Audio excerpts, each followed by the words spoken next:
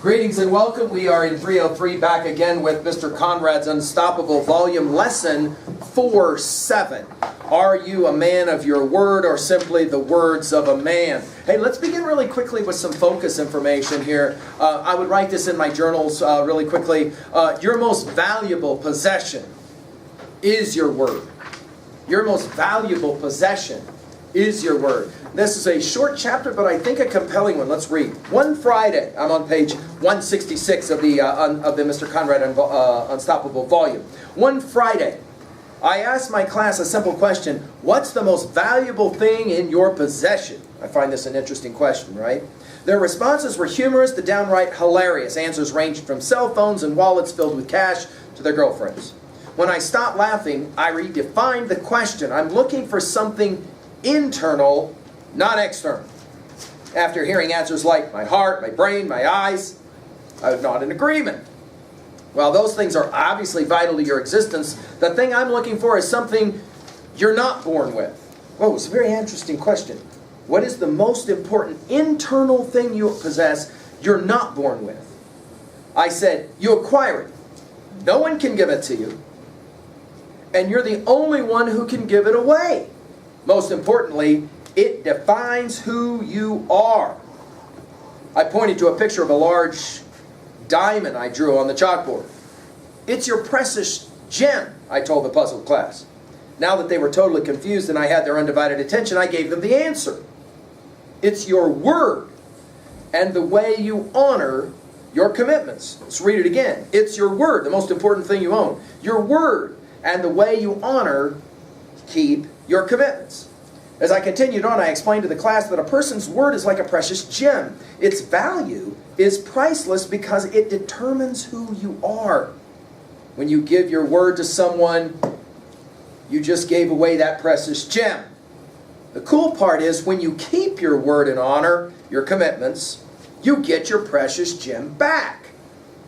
A high level of trust is formed between you and the person or persons you gave your word to, because something of great value was exchanged. The bad news is, when you break your word and your commitments, you don't get your precious gem back, or the level of trust. Frequently, both are lost forever. How many of you have had a friend break their word or commitment with you, I ask? Every single kid raised their hand.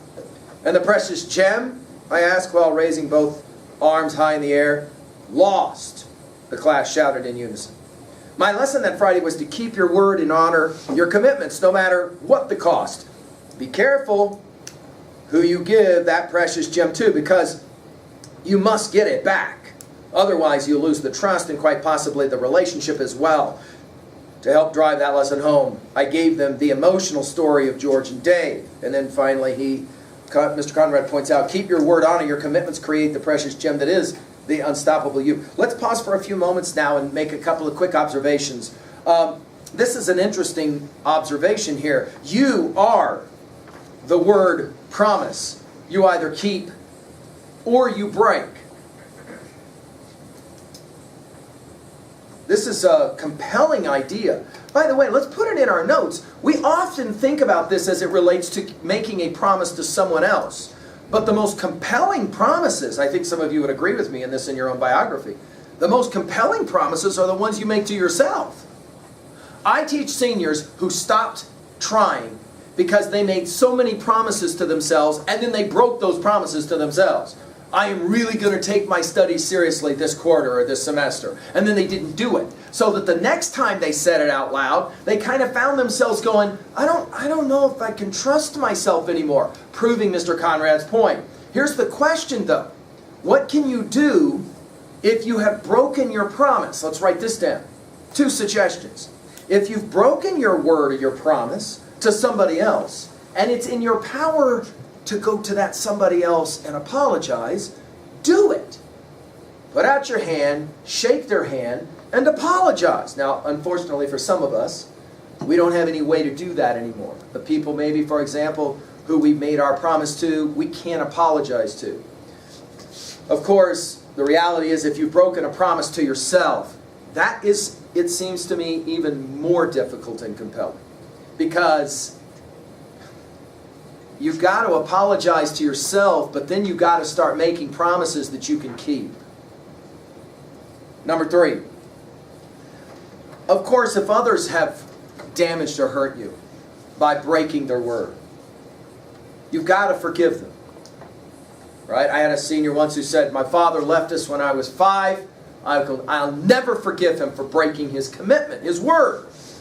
But I made the observation, you're the one damaged by continuing to hold on to this rage, anger. You got to let it go. You got to let it go, and you got to forgive. Finally, this is huge. Mr. Conrad even suggested here, write it down. Be very, very careful about what and to whom you promise stuff. Right? Pay really close attention to how you make a promise. Before you make your next promise and say, all right, I'll do that, even if it's a small one, count the cost, make sure this is really what I want, this is really what I'm going to do. If not, have the courage to say I can't promise because I don't know if I'll keep my word. It's an interesting bit of honesty, but I think it works. Lesson 47 of Mr. Conrad's Unstoppable Volume. Thank you. All right, let's